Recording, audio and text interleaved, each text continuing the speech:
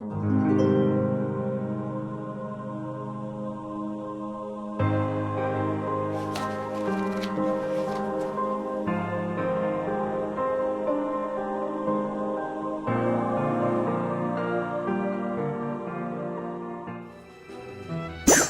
now, I'm not that scary, am I? I guess not. You're a pearl plushie. What is that?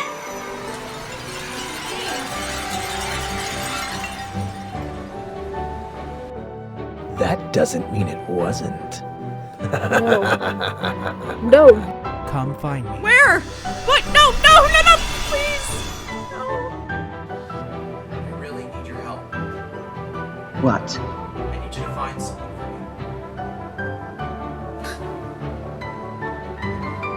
me. Disclaimer. This theory contains heavy spoilers for Union Cross, Dark Road, and Missing Link. View at your own discretion. In the course of making Book of Dawn, our team needed to operate on a set of working hypotheses to conceptualize what was and wasn't allowed by the rules of the Kingdom Hearts universe. This video is our working theory on the nature of Chirithy and the Unchained.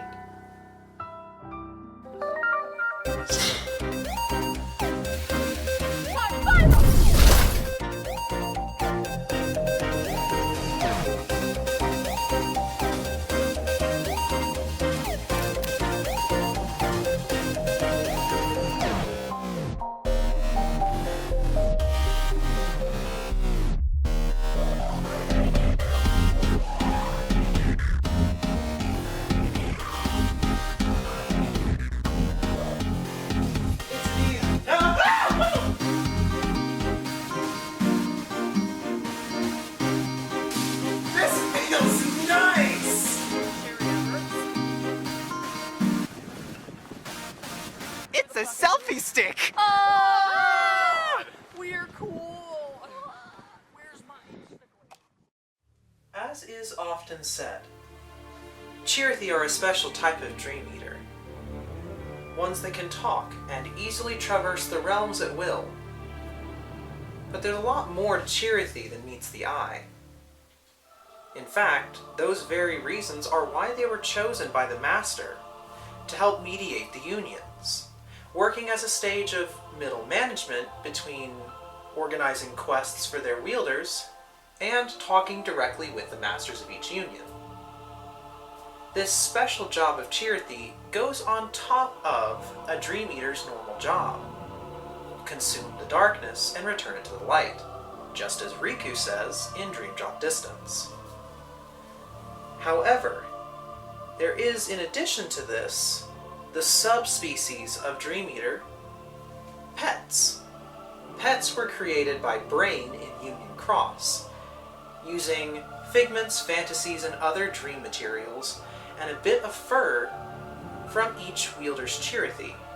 This linked the spirit's pet to the wielder and to the Chirithy, somehow allowing it the power to manipulate the memories of the wielder, but not the memories of the Chirithy. There is still the looming worry: if a wielder is to fall to darkness, their Chirithy will be consumed by it, turning into a nightmare Chirithy. And should a wielder die, that Chirithy is erased, unable to anchor themselves to this existence. Assumedly erased could mean that they fall apart into their requisite figments, fantasies, and fancies, the materials that make up dream monsters. Though there is the oddity surrounding player. One such mystery is why players' Chirithy, when they start harboring darkness from all the trauma they go through, why does players' Chirithy split into two? Instead of becoming a nightmare, player not only has Chirithy, but also a dark Chirithy giving them nightmares. Then, during their climactic fight, when the dark Chirithy absorbs darklings, becoming what I like to call the Jabberwocky, that bond is severed. And instead of player dying like Dark Chirithy theorizes, they're fine. though this does end with Nightmare Chirithy claiming to return in another dream. Though Nightmare Chirithy didn't return in Union Cross, so could Nightmare Chirithy return in Missing Link? We'll see. Another such mystery surrounding Player is what happens at the end of Union Cross. Chirithy and their partner Keyblade wielders merge together, protecting their heart and becoming a Dream Eater species of a different kind. Now, one could argue that Darklings are Nightmare Chirithy merged with the heart of their wielders, which could make sense. But here's the mystery I want to pose to you guys. Player is given the option of either merging their heart with Chirithy and becoming a new Dream Eater species, or they're given the option to join a new heart that's just born. Thus leading into the whole red herring that was Player is Xehanort.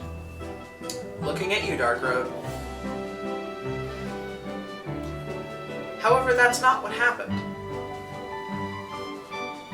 Player didn't merge their heart with Xehanort. Player was reincarnated into Missing Link, seemingly with most of their memories intact from what we can see from the demos. Why is that? Why does Player have two different exceptions? One, the fact that their Chirithy split into two, and two, why they randomly have a third option. They didn't become a Dream Eater, and they didn't merge with a new heart, they were instead directly reincarnated. That on its own was a lot to go through. However, there is one larger section of this theory still to go. The Unchained and the power of waking. Many times throughout Key and Union Cross, the term Unchained has come up. But what does it mean? Master Amma mentions that Ephemer is unchained, that he's somewhere inaccessible, but ultimately doing something to benefit the Dandelions. And the Master states, they'll start at Key, become unchained, and then fulfill their duty through Union Cross. But neither of those really answer what it means to be unchained. So let's start with Ephemer. After his absence from the story, he does have some impact. Ephemer appears to both Skuld and Player in their dreams, somehow accessing their hearts through the realm of sleep. I'm led to believe that this is the power of waking. But what is the power of waking? Let's look at that. Thanks to Kingdom Hearts 3, we now know what the power of waking is and how it should be and how it can be abused. As put by young Xehanort, it seems that we only have one canon use of the power of waking as it's intended. Do you want to guess who it is? It's Beast! That's right, in Kingdom Hearts 1, Beast followed Belle's heart and his connection to Hollow Bastion. Somehow, true love brought him all the way to another world by tracing his connection. The power of waking is being able to follow hearts to travel worlds. However, improperly using it is traveling worlds to follow hearts, which is exactly what Sora does in Kingdom Hearts 3.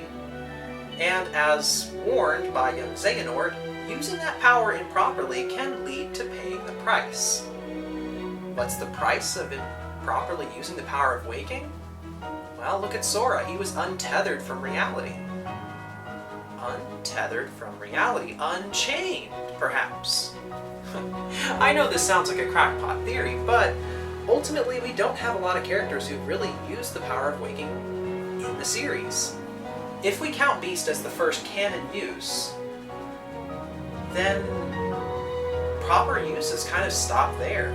Young Xehanort knows about the power, he knows about the cost, and he knows about how improperly using it can be beneficial while also dangerous. However, we don't know if young Xehanort ever used that power.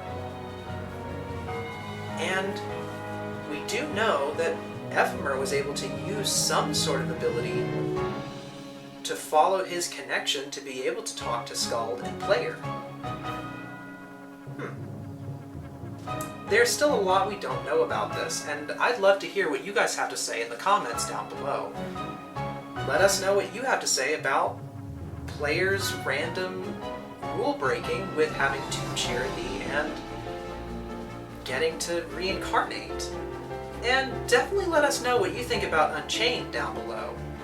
There's not a lot to go on, and a lot of context clues, so I feel like this is a mystery we can really figure out together.